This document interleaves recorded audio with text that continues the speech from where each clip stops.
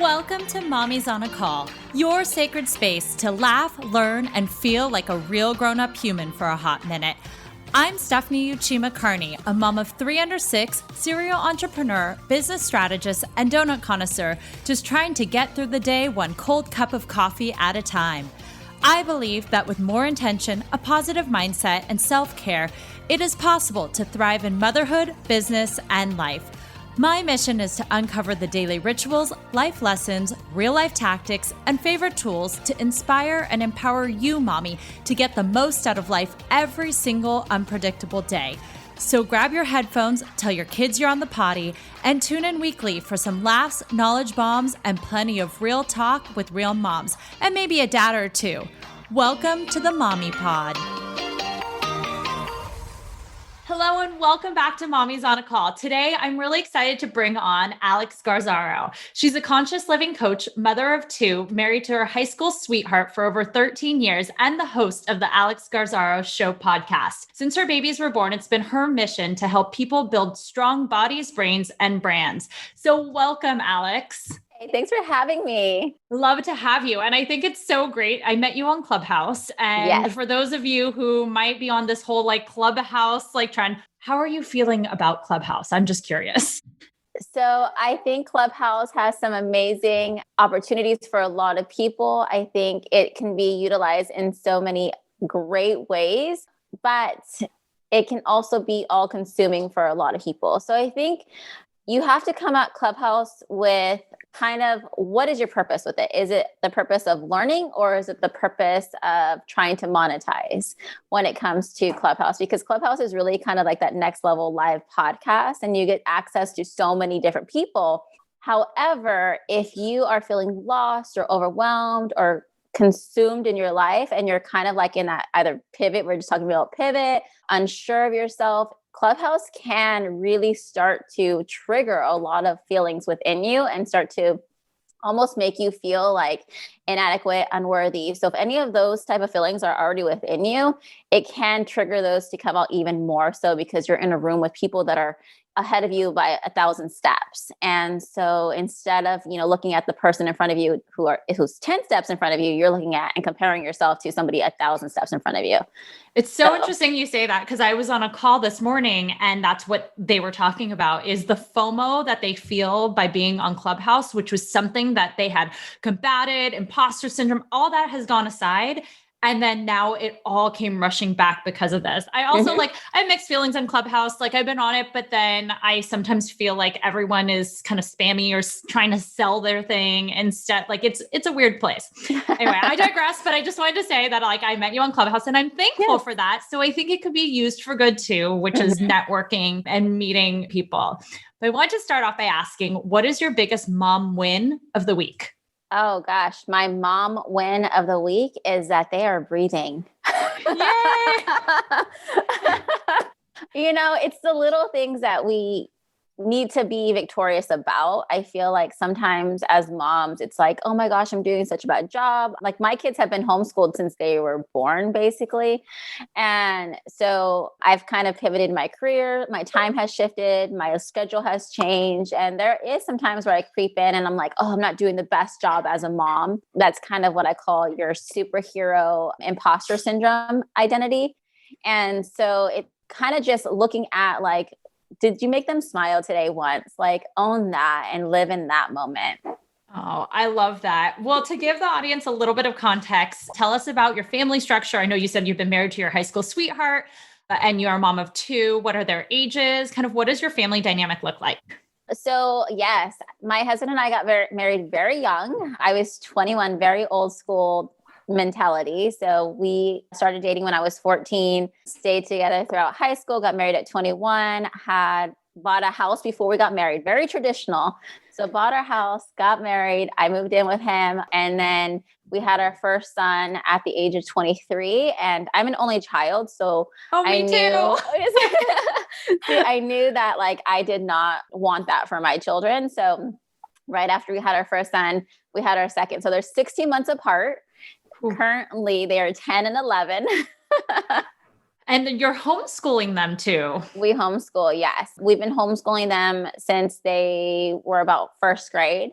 we did try kindergarten and TK and stuff like that. It just didn't feel right because my husband and I are both entrepreneurs, and there was a lot of things that happened at the school that triggered us to like really go all in on it. But it was also with the mentality of like, if we're not living traditional working lives, why are we going to teach our children to live traditional working lives and going to school for 9 to 5? Yeah. I mean, and they can see your entrepreneurial lifestyle, like what you do, and you have the freedom and flexibility to do that. So speaking of entrepreneurship, what is your current business and when did you start that? What has been your entrepreneurial journey? Oh gosh, I've had quite the journey. I am probably a pivot queen, but I truly believe that every piece of our path is kind of pushing us into what we've always where we're meant to be exactly. And I'm not the type of person that gets locked into something. When I feel called or something within me, my intuition starts to kind of like come in. I'm like, okay, let's go do that. So I actually started being an entrepreneur with my husband. So my husband and I, we own a production company, a DJ production company, which we started when we got married. He had it before, but I kind of elevated it as we got married. And then after we had our children, I was actually working a 9 to 5 job. We were both working banks and we had the business secondhand as like a side hustle. Then we knew that I wanted to be a stay-at-home mom. So I didn't go back to work, and I could not just be a stay-at-home mom. I'm just not that type of woman. So I decided to pick up photography. So I was a wedding photographer for 5 years. And then after being a wedding photographer, I loved it, but I wasn't in love with the process of doing it. So I feel you. I was a luxury wedding planner for almost 10 years as a side hustle / full-time. Yeah. And it's a hard industry to be in. It's very difficult, very difficult. There's so much that goes into it that is not disclosed. Right. Or valued because it's like a one-time thing. And that's what like my biggest pet peeve about the wedding industry is a wedding is hopefully a once in a lifetime experience. And so for an event planner, it was really hard because there is no track record in terms of like customer loyalty because they only plan a wedding once. And so, or twice, but like usually they hire it for the first one. Yeah. And so they don't know until after it's done what to expect, whether it's photography, planning, and they don't realize it until it's over. And you're like, Yeah, no, 100%. I agree with that 100%. The industry, I give it up to everybody still in that industry, my husband included, because it's super, demanding and just on another level. You truly, truly have to have a passion for it to stay in it, which he does. So we have the DJ production company still. It's called The Social Vibe. And then, so I ended up being a photographer so that we can collab, right? So we have DJ photography. That was the whole thing. That's how it came to be. And then I had actually gained so much weight from my pregnancies. So I was the type of person as a pregnant woman saying, I can have this for 2. That was my thought process. But I also wasn't raised in a healthy nutrition lifestyle. So my health inheritance was very Hispanic. So I'm a Latina. So we had very traditional enchiladas, rice and beans type of meals. There was no really talking about vegetables or macros or nutrients or anything like that. So it caught up with me, right? And I gained 65 pounds after having both my children. So I was 200 pounds and I'm only 5'1". Wow. Yeah. How did you feel at the time? I mean, besides gaining the weight, how did you physically feel, emotionally? I truly believe now that our body is a reflection of our alignment with our emotional connection. Mm-hmm. And I wasn't emotionally connected to myself, which meant that I wasn't happy. I had a lot of depression. I had a lot of anxiety. I was very hard on myself because I also came from an environment in which perfectionism, so that's another syndrome that I talk about, perfectionism syndrome would kind of take over me. It's like, you're not good enough.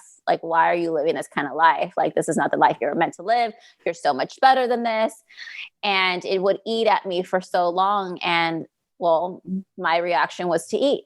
So I would eat more. So I became an emotional eater until one day I literally had a snapping moment. And it really is overnight. It really is a snapping moment. I really, truly, truly believe that we just kind of everything clicks one day. And so for a whole year, I was trying to learn about fitness. And this was back in 2010, 2011. And I was just like, well, I can't teach my children to live like this. That was my thing. Like, I do not want my boys to grow up and have the same habits and behaviors that I have because I was given this as a child. Because our teachers are our parents. Our teachers are everyone who we surround ourselves with.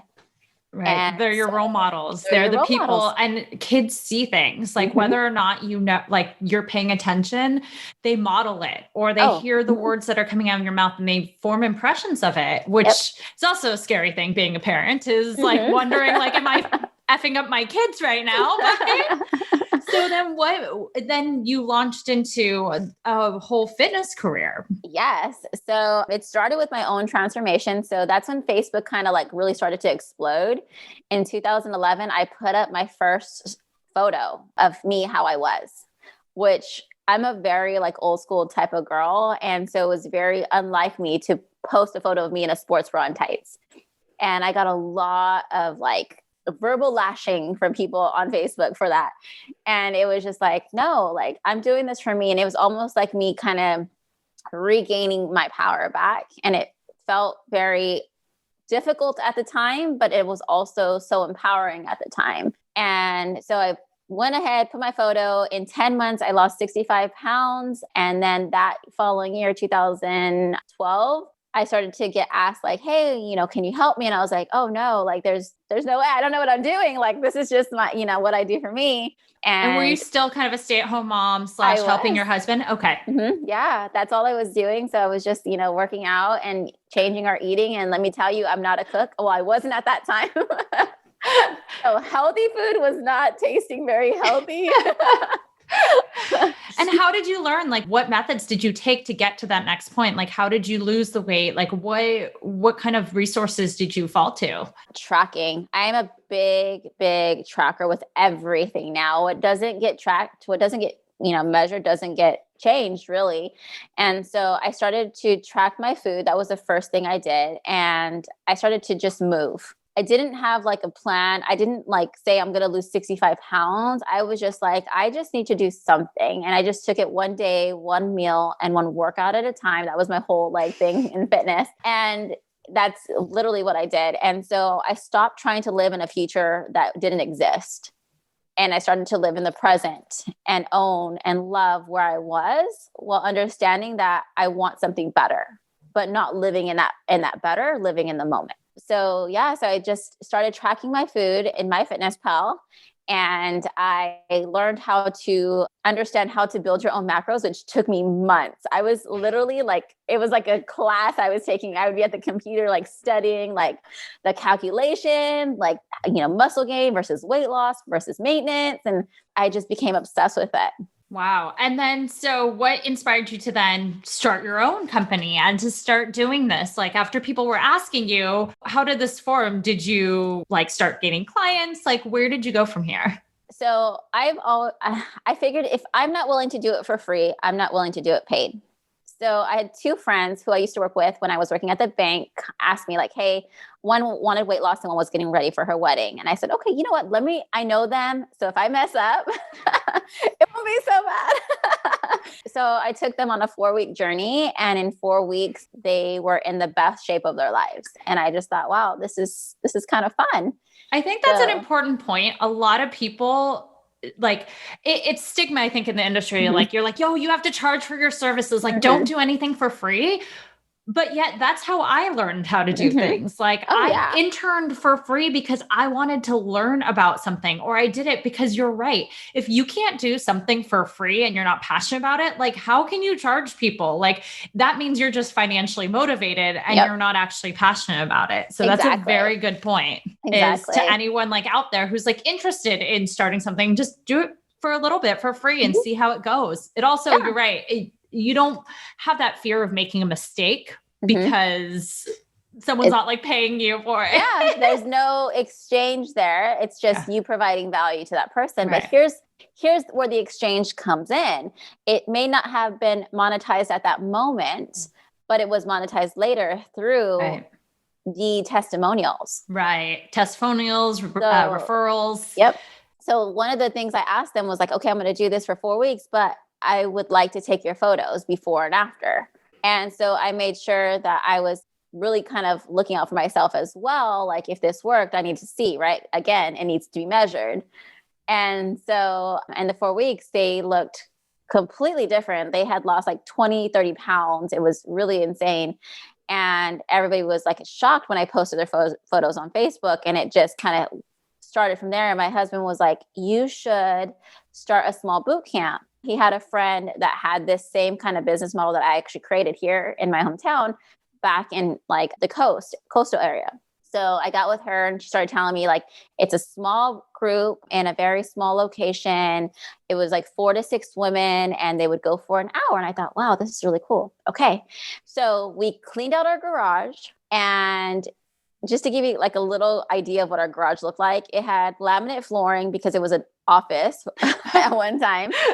It was literally a garage, no heater. Like, it was not pretty. It was like an older home. If it rained, the water, because the way the cement was laid, would run into the garage. Oh. And so it wasn't like it wasn't glamorous at all. I had no equipment at all. And so I thought, this is such a great business model. Let me go for it. So I opened the doors to 4 people to come in at specific times, and I had a whole structure laid out, and it sold out within like minutes of me posting about it. Granted, it was only 4 people, but I was like, wow, okay. The next month it was 8 people. The next month it was 16. And by the end of the year, I had a 6-figure business. It was crazy. Wow. And you had young kids at the time too. Yeah. My kids were young. So I had to literally structure my day in kind of like a split shift. So I would work out from 3 to 5 a.m. That was my personal workout time. Wow. Then I would teach 3 to 5? Yeah. You woke up at 3 or 2:30 in the morning, or what time did you actually wake up? Yeah, well, it was 3. I would wake up at 3. I'd get started at 3:30. I would be done by 5. I would teach a class from 5 to 6, and then I would shower and get ready for my day. Wow. And then you'd go back at it after the kids were done, or? So when my husband would get home. So I'd be done with my morning shift by 6 a.m. shower. The kids would get up about 8 a.m. And then I would spend my whole day with them. We'd go to the park. We would ride bikes. We would do whatever. My husband would get home about 5 p.m. And then I would start teaching classes at 5 p.m.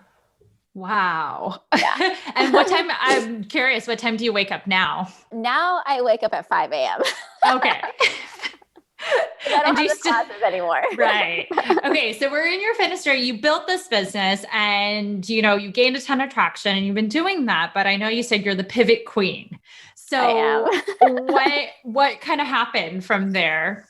Okay. So I have this great business model. I'm working from home. I have no really overhead, right? I didn't go out and get like a location or anything. Like, my clients were happy where they were. So I did this for a good 5-6 years. COVID hit. And I had started to dabble in online a few years before COVID hit. But COVID hit and I was like, wow, like this is crazy. Like I can't put anybody in jeopardy, right? So I go all in online. And at this time, I already had a mentor helping me with my fitness business, but I wasn't aligned with fitness like I was before, like when I started it. And that's okay. We all grow. And it's just kind of accepting the fact that we grow. It's like, if you work in an office job and you're a secretary, but you want that corner office position, well, you're going to have to take those steps to get there, right? So I think entrepreneurship, we kind of miss that whole aspect of actually building a business. And I was going to say, and that is true to also like your passions. Like I started a wedding planning company before I got married, but it was because that was like a creative outlet, a passion of mine. But then it's like, you get to this point, I had kids and I wasn't passionate about weddings anymore. I mean, honestly, I was like in my 30s and I'm like I got not annoyed, but I was just kind of like over it. Like I was over the brides. I really was. That's what it came down to. And it's like you grow, your identity changes and you kind of evolve. And every evolution really was meant to happen to get you to where you need to be. So like my Instagram, people are always talking about my Instagram photos. I'm like, well, I used to be a photographer. So I mean, that made a lot of sense because I was like, she has the most gorgeous Instagram. Like, how did she build this social media following? Now it makes sense. You were a photographer. So I don't have an Instagram husband. And I'm not a photographer. And therefore my Instagram's not as pretty. So, it makes a difference. And then I still have photographer friends because I was in that world for so long and we still collab, right? And videographer friends. And so I think taking into all those aspects, like when you're looking at somebody who's in an industry that you want to be in, make sure that you're not looking at the story that they're in. You're looking at the whole picture of like, where do they start from? What, knowledge are they coming in at this point with? Because a lot of times we'll look at like mentors or teachers or people in a certain career that we want to have. And it's like, wow, they have it all together. Let me just go ahead and model, like, let's say my fitness, right? Let me just go ahead and model her fitness structure. And a lot of people in my hometown try to take my fitness structure, but it doesn't work out because you're missing the other aspects of what I took to get there. You're missing the photography aspect with creating my Instagram layout, which then translated into my website, right? And then I come from a psychology background. So now my psychology is coming into my copy that's written for my website, that's written in my content. And so there's no way for anybody to really duplicate me, even if they tried. And I think that's the beauty of it. And that's why it's so amazing for anybody to come into any industry at any time. And no industry is ever oversaturated. I know people say it a lot, but it's not. It's waiting for you with your background and your experience to come in and to throw in whatever you have. Right. So so all that came in and I built my Instagram from that background. So then I pivoted online when COVID hit and I went all online. I had already started the process. I had an app built out. I have everything completely in my app now. It's run very seamlessly. And, it's more of a high ticket premium product now versus when I was teaching in person. And I think also knowing your value is a big one for, moms and entrepreneurs all together, is we tend to see ourselves in where we were and not where we're at. And your worth is the experience. So people aren't paying for what you're giving them right then and there. People are paying me for the last 20 years that I've put in educating myself and experience and the mentors that I paid for and all that to be who I am today, to give that to you. That's such a good reminder and such a great little pep talk, because I feel like even myself, like I had a breakdown this week with my husband and I was just so frustrated with everything because I see these people. I'm like, I don't understand. Like I started a podcast at the same time and, they've just like all of a sudden skyrocketed to the top 10 in the charts, like everywhere, or like just where I'm at. And he's like, you got to remember, like your circumstances are different than other people's. Like you have 3 children, including a now just 1-year-old. Like, you have had health issues, you've had a lot of stuff.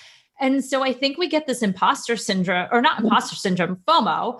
And then on the flip side, it's like, I get the imposter syndrome of like, well, who am I now to teach or show these things that I can do, like, that I want, if I'm not living in the same like value or whatnot. Yeah. And so I know like your specialty is in the mindset shift or not mindset, but you call it the mind shift. And imposter syndrome. And I want to learn a lot more about that. And I think it would help a lot of moms out there because we get stuck in this sort of idea of who we are. And so if you can talk to that, I would talk about that. I love it. That's kind of where I'm at now and what I love to teach mostly. So first thing I want to point out is how you were comparing yourself to the others who kind of went on that expedited path, right? Also look at their hiring skills, right? So if they have employees underneath them, we're telling ourselves, oh, why can't I get there? I have the same 24 hours in the day, right? But if you only have 2 employees and this person you're comparing yourself has 5 employees, that means they actually have more hours in the day than you. They have your 24 hours plus their 5 employees 24 hours because they're all working on the same project. So we have to keep that in mind as well. Like, it may feel like, gosh, I'm doing so much. Why am I not there yet? But it's like, yes, you're doing exactly what you need to be doing. And you're doing exactly what that person you're comparing yourself to doing. But they also have other people doing other things at the same time that they're doing what you're doing. Right. Or like, I think one of them like started off and I looked at their Instagram and they already they had like close to 100,000 followers. So like putting a blast about one thing reaches more people. And so just like reframing it in that way and looking at kind of the foundation of what you're working with. Yeah. So those tendencies usually come from like a soloist mentality. And so let me just go over it. So currently I have 5 archetypes of imposter syndrome. I'm working on a 6th one, actually, that just kind of came to me. I was like, oh my gosh, this needs to be in there. But we have the perfectionist, which is, the person that wants to be, everything needs to be exactly as it's supposed to. Perfect in their eyes, because in reality, we can look at something, the exact same thing, but it can be perfect to me. But because you come from a background of a different level of perfectionism in your perspective, then it's not perfect. And if it's not perfect, sometimes we won't even put it out there. So I have so many stories, but one that I tell so often is my ebook story when I started in the fitness industry, because I have had all these imposter syndromes, and I think they all kind of come in at different times. And sometimes we can have a collab of imposter syndromes. So my ebook I wrote in 2012 because, I'm getting into the fitness industry and I'm having all these things and I want to make something evergreen so that I can help my kids and have this money, because what I forgot to mention was that we were actually $40,000 in debt at the time. Oh, wow. Yeah. So we were on a single family income. And in 2008, my husband lost his job because of the whole market crash. I don't know if you remember that. Oh yes. No, I finished business school right when that happened. And my job was real estate development. I was building retail. And so the financial industry went kapoof.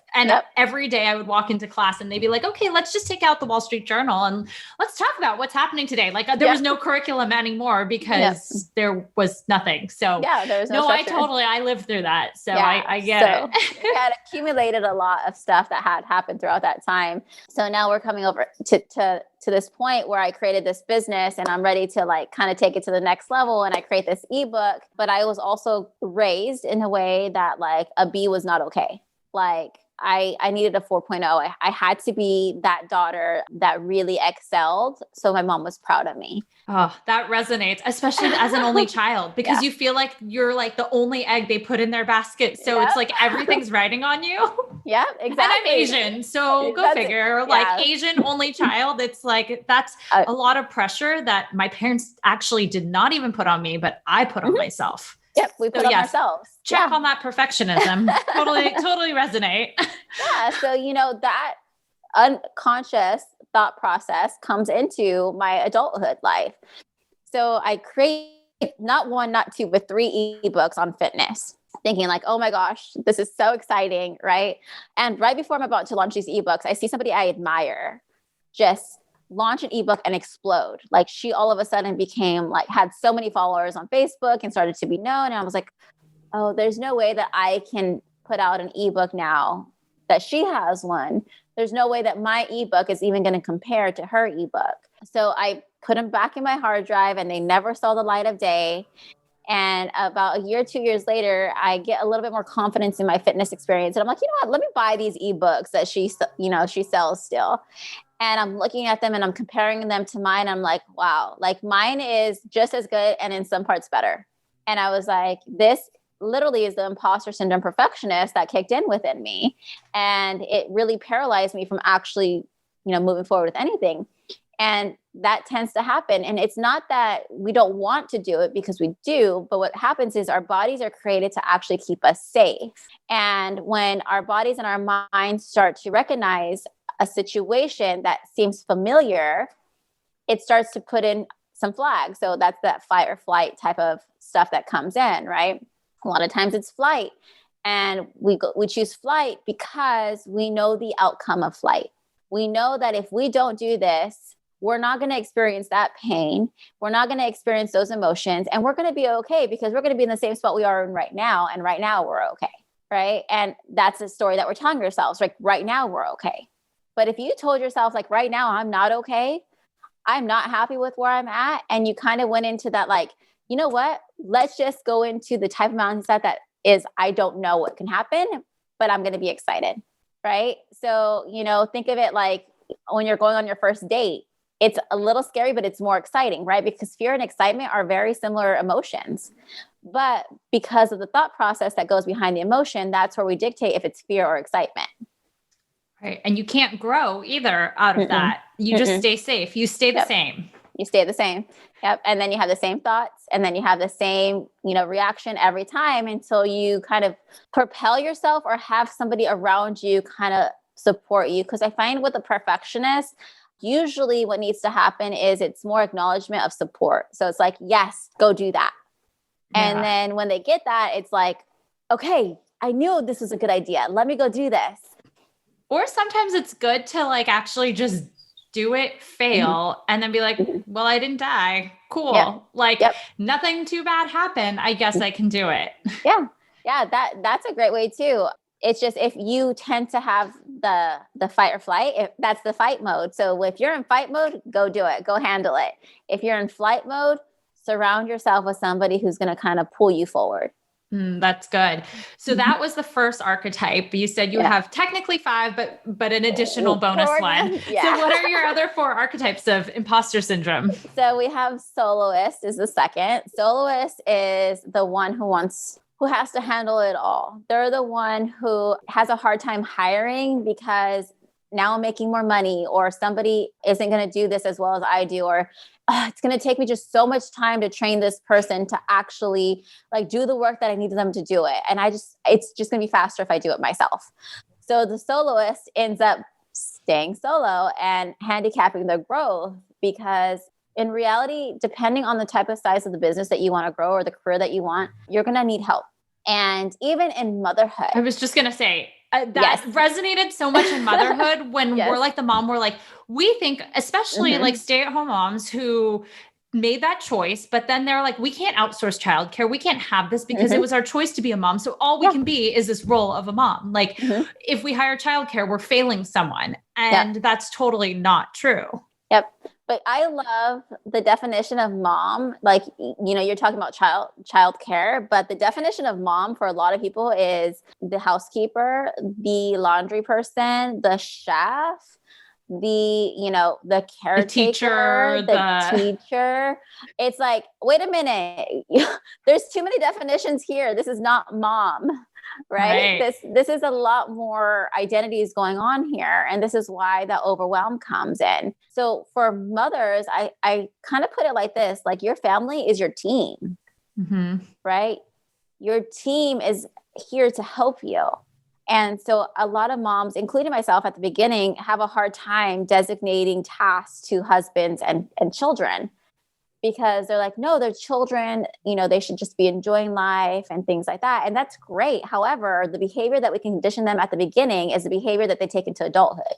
So if we're not conditioning them to like learn how to do laundry, guess what's going to happen when they're adults? They're going to still come home to mama to do their laundry. Yeah. Or find a girlfriend or someone else. Yeah. Exactly. Right. My kids, not to, say anything bad about anybody. If that's your choice and that's how you want to raise your children, that's okay. But we decided that we wanted to really instill some really strong behaviors in our children that we didn't ourselves get as parents, right? So our children actually started cooking for themselves. Like at 6, they started making like peanut butter and jelly, oatmeal, like little things, right? Like that, right? Now they're 10, they can make pancakes, they can make French toast, they can make chicken nuggets on their own. They can make, like, they could survive. They do their own laundry. They buy their own toys. We have a whole system of buy, save, and give. So the Dave Ramsey system for children. That's amazing. Yeah. So we have that instilled in them. So when it's funny because like Christmas time will come and they're like, oh, my children, they're always asking for stuff. My children never ask for anything. Like if we go to the store, it's more like, Mom, I want to put this on my Christmas list for Santa. It could be like in June, right? It's not, Mom, will you buy me this? Because we instilled from the age of 6 when we started the whole process, like this is how you earn money. And we have a whole system. So if you read a book, you get $5. If you do your work, and it's all about like education. So if you finish your schoolwork by this time, you get $1. If you help out and you make sure your chores are done, you get $1. So they would earn their income by being part of the team. And Dave Ramsey agrees and disagrees with this because he's like, well, don't pay your kids to be the garbage man. Right. However, I think for me personally, it's being part of a team. So like if they were to work at a 9-to-5 job, they're going to have to take on tasks that they don't want to do, but need to do anyways. So I wanted to instill my children, like you're going to have some tasks that you don't want to do, and you're going to have some tasks that you need to do. And so we had the structure of a payment based off of those tasks. And then at the end of the week, we pay them for those tasks. And then they have a binder that says buy, save, give. Wow. And I was going to say, that's so true about the, like, sometimes, I mean, a lot of people do jobs and they're like, this is not in my job description, but you got to do it anyway. So I like that frame on that. And so you do the buy, save, give, and then they buy their own stuff. When we go to like church or fundraisers, they give from their own money. So all that's situated. So that's the soloist when it comes to like motherhood, like be open to help, get help. It's okay to have help. And a lot of times we look at other mothers and we're like, man, how does she do it? Well, she probably has a housekeeper come in once a week to clean her toilets, because let's be real, cleaning toilets takes time. Right. And it took me a long time to recognize, like, listen, I'm one person with 24 hours in a day, and I can choose if I want to spend those 24 hours with my children, or I can make a certain amount of income and a certain amount of time to pay for somebody to clean my toilets so that I can spend that time with my children. True. And so it's a prioritizing how you want to spend your time and your income, because let's be real, we spend income on things that aren't really needs. They're wants. Oh, you mean scrolling Amazon and being like, yep, add to cart. Yeah, like, let me go ahead and get this self-sufficient bread maker to make my bread for me. Like, what? What is happening here? But, things like that. And that's okay if that's what you want to do. That's your choice. I feel like we all have our own priorities, that this was our priority. But once I started to let go of the reins and ask my team for help and allow somebody to come in to help me, not only did I start to take off all this weight as the soloist, trying to do it all the time, I became a lot happier. We're meant to live our lives, and everybody has their specialty. Like housekeepers, they love what they do. Let them do their job. That's not what you're made for. That's not your zone of genius. And, we can get into that too, because the third one is natural genius. And so the natural genius is all about like, I should know this. Right. So let's say we're in the same room in the same industry and somebody knows something that you don't know. You're just like, oh, I'm so dumb. Like, how did I not know that? Like, this is the reason why I should not be in this industry. I should just quit. Huh. That's the natural genius. They feel like if they don't know all the answers, like they shouldn't be doing what they do. Wow. And in reality, it's a blessing that you don't know everything, because that also makes you who you are, but it also means that you're in the perfect room because you're growing. And on the flip side, you might know something that they don't know, but you just like never brought up that one thing, or maybe they're thinking the same. Mm-hmm. Yep, okay. Exactly. Yeah. So the natural genius gets kind of wrapped up in the mindset of like, oh, wow, like, I don't know this. Like, even as parents, my son will ask, okay, I'll tell you this. I am the worst speller in the world. This is a story I'm telling myself. I shouldn't say this because I can get better. But currently my my spelling is not as great as it should be. And my oldest son, Sebastian, he's literally, it's so natural for him. He literally could spell at the age of 3. It was wow. Crazy. It was really insane. And both my boys were premature boys. So my oldest Sebastian was born at 31 weeks and it was only 3 pounds. Yeah. So he was super premature. So we thought, oh, well, the doctors were already preparing us. Like he's not gonna, there's going to be some kind of issues, whatever. Ended up not being any issues. He's started spelling and having pronunciations as far as sounds go from 3 years old. He didn't start talking till about 5 years old, but he had he would point everything out, but he'll correct my spelling for me. And, if I was a natural genius, I would be very hard on myself, being like, oh, what the heck is happening? Like, why is my son smarter than me? I luckily don't have that imposter syndrome. But some people do, and it's very, very real, where it kind of like takes over your emotion and makes you just feel really bad about yourself. So natural genius is one. And I know in motherhood, sometimes we can feel like that too. Like, gosh, I should know this, especially when you're a first-time mom. Like, especially with like sleep or eating, or like, why can't I do this? And she breastfeeds so easily. And like, why can't I? And like, that might not be genius, but it's still like comparison. Yep. Comparison. Yep. Exactly.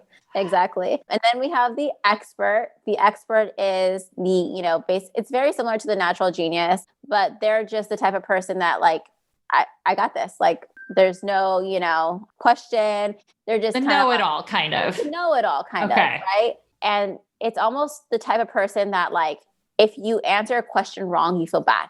That person. That's the Okay. expert.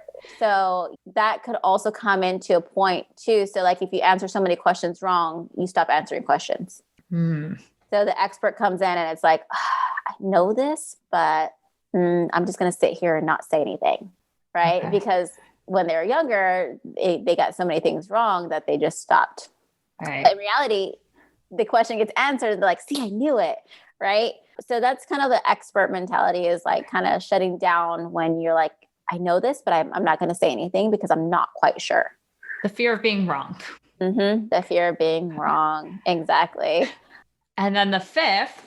The fifth is our superhero, which is what I feel like moms really take on a lot, because the superhero is about shifting identities. And when you shift identities, you want to be at 1,000% in every identity.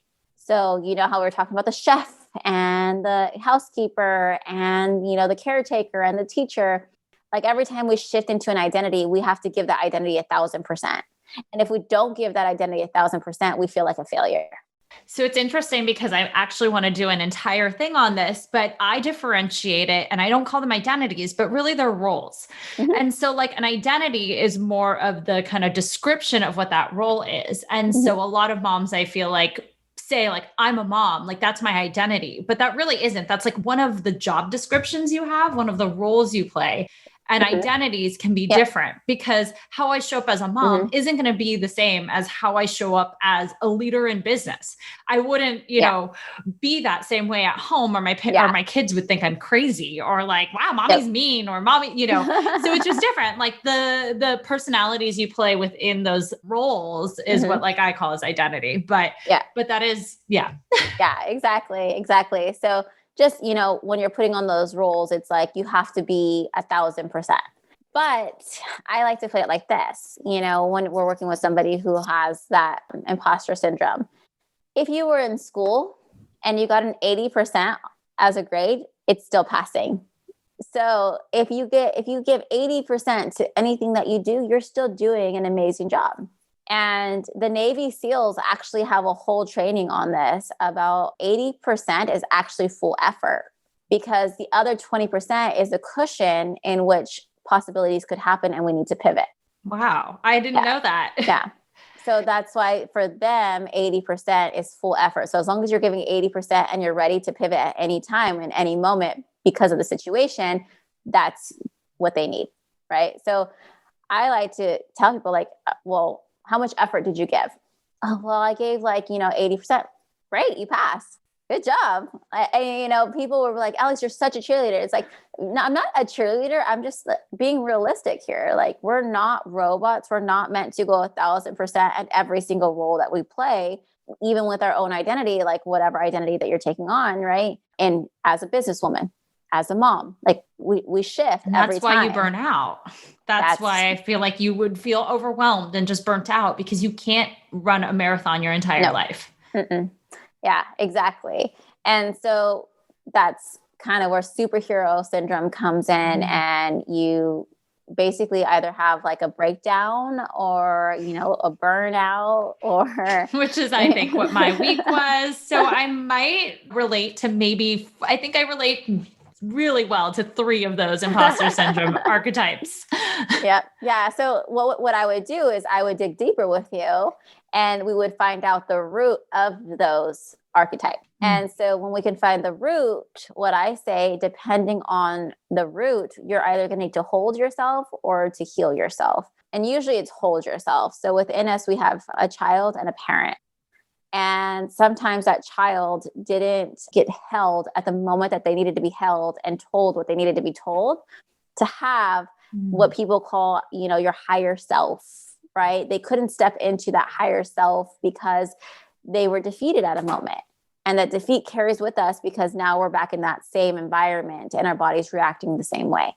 Okay, I think you just hit a trigger point in me.